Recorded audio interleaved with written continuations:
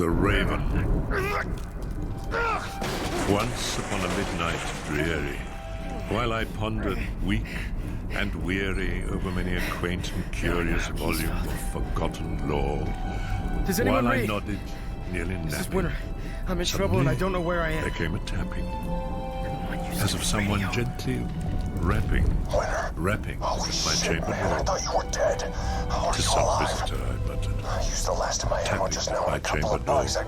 I came Only down into the this. tunnels looking for you. Nothing more. So what do we do, man? I dropped my tracking beacon Distinctly, in the I elevator. remember it was in the Use it bleak to meet me there. December, Come on, get moving. and We'll each find a way up separate there. dying ember wrought its ghost upon the floor.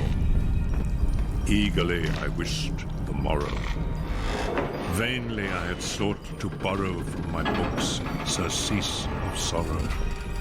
Sorrow for the lost and more, for the rare and radiant maiden whom the angels named Lenore. Nameless here forevermore. And the silken, sad, uncertain rustling of each purple curtain through filled me with fantastic terrors never felt before. So that now, to still the beating of my heart, I stood repeating, "'Tis some visitor entreating entrance at my chamber door. Some late visitor entreating entrance at my chamber door. This it is, and nothing more." Presently, my soul grew stronger.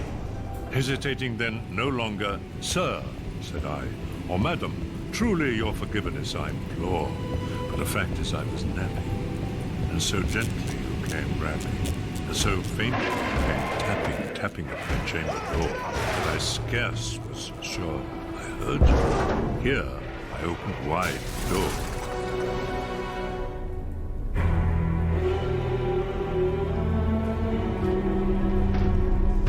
Darkness there, and nothing more. Deep into that darkness peering, long I stood there wondering, fearing, doubting, dreaming dreams no mortal ever dared to dream before. Must have been from the squawk. But the silence was unbroken, and the darkness gave no token, and the only word there spoken was the whispered word, "Lenore." This I whispered, and an echo murmured back the word, "Lenore." Merely this, O'Neill, there's all these and nothing more. husks in the sewer. What kind of bugs are Back these? into the chamber, turning all my soul within me, burning. Those? Soon There's some again, still alive I down heard. there. So move slowly, Winter. Somewhat Near as I can louder tell, they're attracted for- to sound. But if one gets close, stand Surely, perfectly still until it goes Surely away. that is something at my window lattice. Let me see then what thereat is, and this mystery explore. Let my heart be still a moment, and this mystery explore. 'Tis the wind, and nothing more. Open here, I flung the shutter, when, with many a flirt and flutter, in there stepped the stately raven of the saintly days of yore. Not the least obeisance made he, not a minute stopped or stayed he, but with mien, lord, lady, perched above my chamber door, perched upon a bust of Pallas, just above my chamber door, perched and sat, and nothing more. Then this ebony bird beguiling my sad fancy into smiling, by the grave and stern decorum of the countenance it wore. Though thy crest be shorn and shaven, thou, I said, art sure no craven, ghastly, grim, and ancient raven, wandering from the nightly shore. Tell me what thy lordly name is on the night's Plutonian shore. Quoth the raven, nevermore.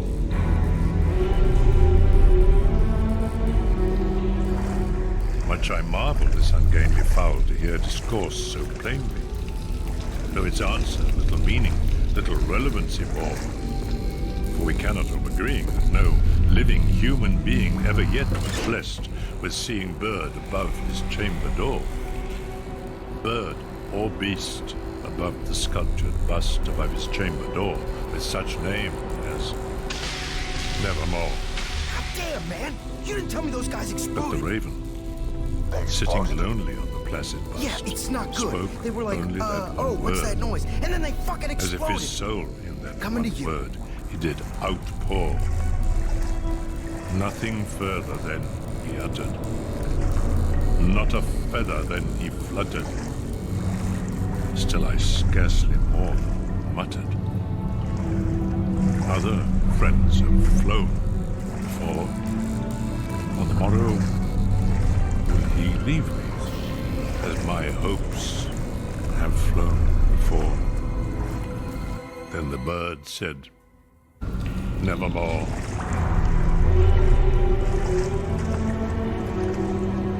Startled at the stillness broken by replies so absently spoken. Doubtless, said I, what it utters is its only stock and store, caught from some unhappy master, whom unmerciful disasters followed fast, and followed faster, till his songs one burden bore, to the dirges of his hope, that melancholy burden bore of never, nevermore. But the raven, still beguiling all my sad soul into smiling, straight I wheeled a cushioned seat in front of bird and bust and door. Then upon the velvet sinking, I betook myself to linking fancy unto fancy, thinking what this ominous bird of yore, what this grim, ungainly, gaunt, and ominous bird of yore meant in croaking evermore. This I sat engaged in guessing, but no syllable expressing to the fowl, whose fiery eyes now burned into my bosom's core. This and more I sat divining, with my head at ease reclining, on the cushion's velvet violet lining that the lamplight floated o'er. But whose velvet violet lining, with the lamplight gloating o'er, she shall press nevermore.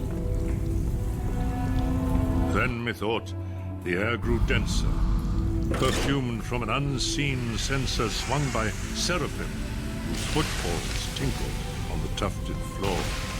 Wretch, I cried, thy God hath lent thee. By these angels he has sent thee respite, respite and nepenthe from thy memories of Lenore. Quaff, oh quaff this kind nepenthe, and forget this lust Lenore. Hey, yourself. Quoth the raven, Good talk. nevermore. Likewise. We're closing in on the signal. Let's keep moving. Almost out of here, Prophet, said I, thing of evil, prophet still. If bird or devil, whether tempter sent, or whether tempest tossed thee here ashore, desolate, yet all undaunted, on this desert land enchanted, on this home by horror haunted, tell me truly, I implore, is there balm in Gilead? Tell me, I implore. Quoth the raven, nevermore. Prophet, said I, thing of evil, prophet still, if bird or devil, by that heaven that bends above us, by that God we both adore. Tell this soul with sorrow laden, if within the distant Aidenn it shall clasp a sainted maiden whom the angels named Lenore. Clasp a rare and radiant lady, whom the angels named Lenore. Quoth the raven, nevermore.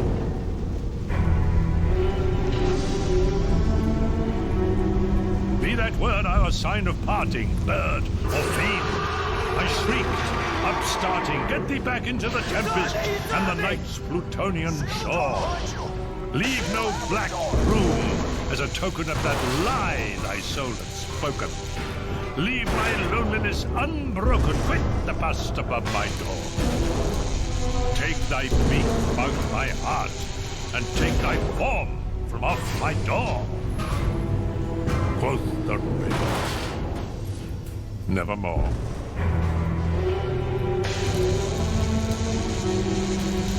And the raven, never flitting, still is sitting on the padded bust of Pallas, just above my chamber. And his eyes, all the seeming of a demon's, it is dream, and the lamplight o'er him streaming, throws his shadow on the floor. I'm in the elevator room. And my soul, from out that shadow that lies floating on the floor, shall be lifted